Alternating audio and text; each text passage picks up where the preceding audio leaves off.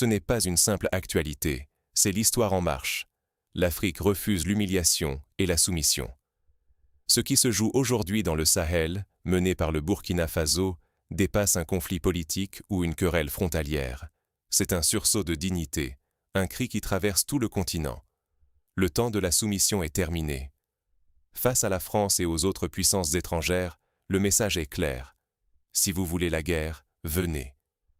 Ce n'est pas une menace en l'air, mais une déclaration forte, une affirmation du droit à l'existence.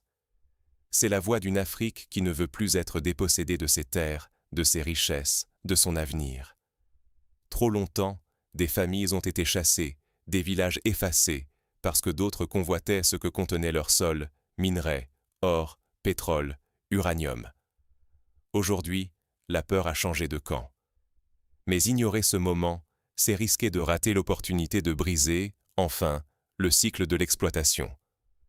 Comment en est-on arrivé à ce réveil qui bouleverse tout? Pourquoi, alors que l'Afrique est si riche en ressources naturelles, a-t-elle été maintenue dans la pauvreté et la dépendance? Voilà une question qu'on ne peut plus éviter. Pendant des décennies, voire des siècles, des villages ont été déplacés, des familles privées de leurs terres, parce que sous leurs pieds dormaient de l'or, des diamants, du cuivre, du cobalt, et tant d'autres richesses qui attiraient les convoitises du monde entier. Les puissances étrangères venaient en promettant aide, développement, partenariat. En réalité, elles imposèrent la patience, la résignation et surtout la dépendance. On a demandé aux Africains d'accepter l'aide, de vivre avec moins, comme si la pauvreté était leur destin. Mais la vérité, comme le rappelle le capitaine Ibrahim Traoré, est simple. Si l'Afrique n'avait rien, personne ne serait venu la coloniser. On ne bouleverse pas des peuples, on ne détruit pas des cultures, on ne trace pas des frontières pour rien. Tant que ce système perdure, la richesse africaine profite à d'autres, jamais à ses enfants. Peut-on accepter que l'héritage d'un continent finance le développement des autres, pendant que ses propres enfants manquent de tout? Mais un choc a tout changé récemment. L'arrivée du capitaine Traoré et la mobilisation populaire pour une nouvelle ère.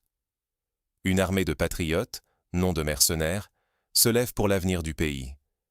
Au Burkina Faso, 2000 soldats, issus du peuple, ont été recrutés. Pourquoi cet élan? Pas pour défendre un parti, ni pour une élection. Leur mission va au-delà de la politique. Il s'agit de protéger la terre, la dignité, de libérer le pays du joug économique hérité. Ici, la lutte n'est pas idéologique mais existentielle, liée à la survie du peuple et à l'identité nationale. Regardons l'histoire. On oublie que, pendant la Seconde Guerre mondiale, des soldats africains, arrachés à leurs familles du Burkina, du Sénégal, du Mali, du Niger, sont venus sauver la France, bravant la neige, la faim, la peur. Beaucoup ne sont jamais revenus. Leur sacrifice a permis à la France de survivre. Mais après la victoire, l'oubli, l'humiliation, des pensions non versées, des noms effacés des livres d'histoire. La France n'évoque l'histoire que lorsqu'elle l'arrange, oubliant les sacrifices d'autrui. Aujourd'hui encore, certains souhaitent voir l'Afrique rester pauvre, faible, dépendante, que son or, son uranium, son pétrole partent ailleurs. Abandonner ce combat, c'est accepter que les héros d'hier et les richesses d'aujourd'hui disparaissent. Mais que se passe-t-il quand tout un peuple décide de reprendre ce qui lui appartient, non par des slogans, mais par des actions concrètes? L'or du Burkina Faso n'enrichit plus Paris, il construit enfin Ouagadougou et les villes du pays. Les contrats miniers sont réécrits, les règles changent, fini les accords inégaux où les richesses fuyaient à l'étranger, ne laissant que des miettes.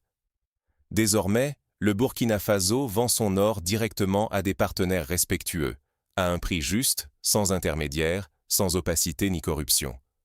Résultat, l'argent bâtit des écoles, des routes, des hôpitaux, investit dans l'industrie locale, forme la jeunesse, crée des emplois. Pour la première fois, la richesse du pays profite à ceux qui la travaillent. Ce changement n'est pas passé inaperçu. Les puissances étrangères, habituées à exploiter ces ressources, réagissent avec pression, menaces, tentatives d'isolement, campagnes de désinformation.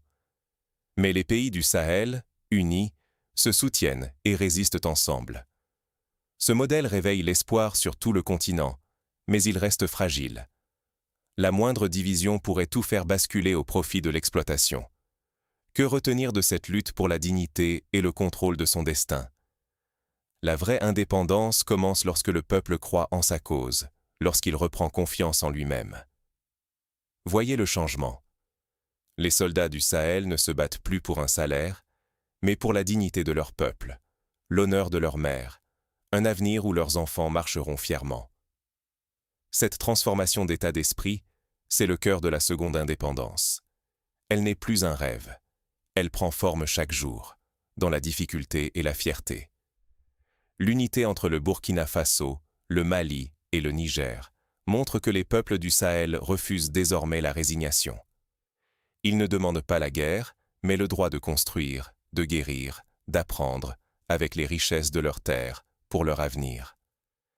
L'appel n'est pas à la haine, mais à la fierté, à l'action collective, à la défense de la liberté et de la souveraineté. Peut-on vraiment reprocher à un peuple de vouloir vivre dignement chez lui? Ignorer ces leçons, c'est risquer de replonger dans le cycle de dépendance qui a brisé tant de vies. S'en inspirer, c'est ouvrir la voie à une Afrique souveraine, forte, fière, capable de jouer son rôle parmi les nations. Alors, comment agir pour soutenir ce mouvement historique? L'histoire ne s'écrit pas sans témoins ni relais. Êtes-vous prêt à soutenir l'Afrique qui se lève? Le Burkina Faso et ses alliés se battent pour contrôler leurs terres, leurs ressources, leur avenir, leur destin. Ce n'est plus un rêve lointain, c'est une réalité portée par la force, la dignité et l'unité d'un peuple debout, déterminé à ne plus reculer. Mais votre silence peut éteindre ces voix et effacer leur combat. Si vous croyez que l'Afrique mérite de décider pour elle-même, de vivre libre et digne sur sa terre, relayez ce message. Likez, partagez, abonnez-vous. Ne laissez pas l'histoire s'écrire sans vous.